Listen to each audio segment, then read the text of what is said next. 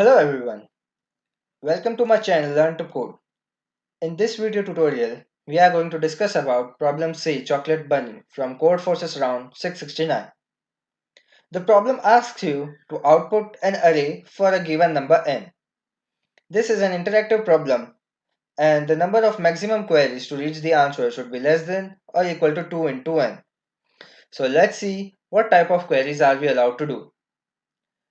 This is the format of query and in return, we are going to get px mod py, where px and py are original values of the array with the index x and y respectively.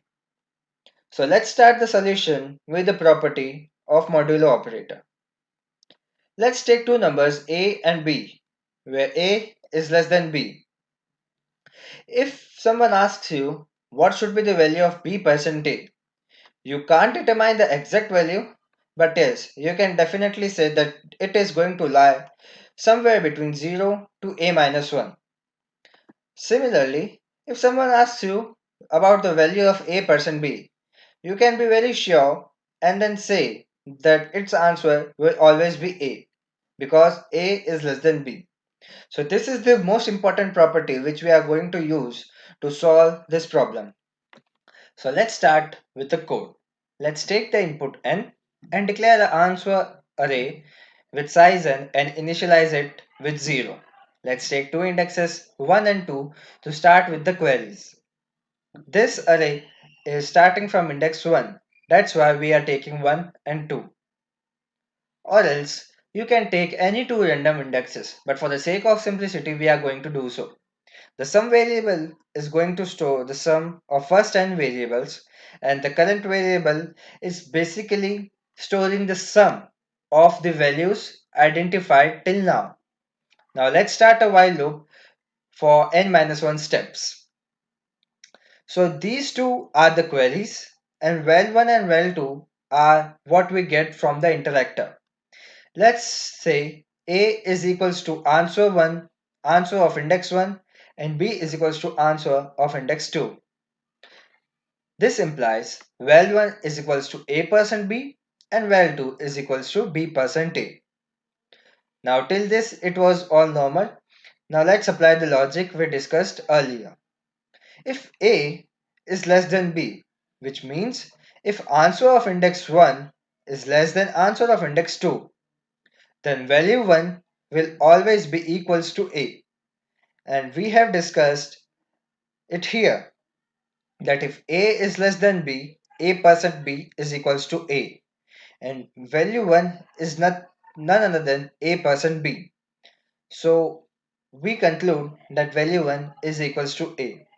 And if it is so, then we can simply say that answer of index 1 is equals to value. So we will update answer of index minus 1 because in our answer array we are basically storing index minus 1, like the answer array starting from 0 and the interactor is starting from 1.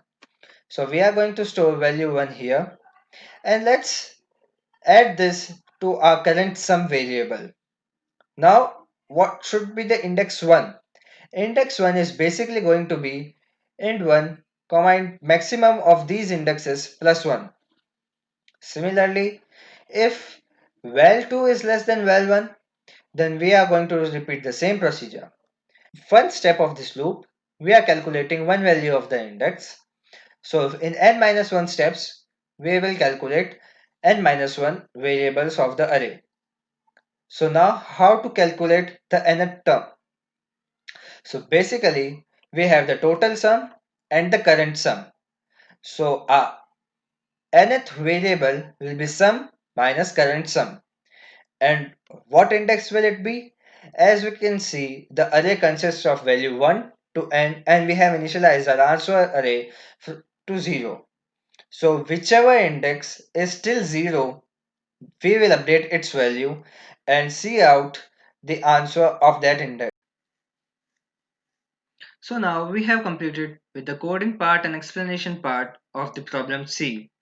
I hope you all got the main idea behind our approach to the solution. If you have any doubts regarding this question, please do let me know in the comment section. And if my explanation was clear, or if you want to suggest me something else in the explanation part, please do also comment, like, and subscribe to my channel. Thank you.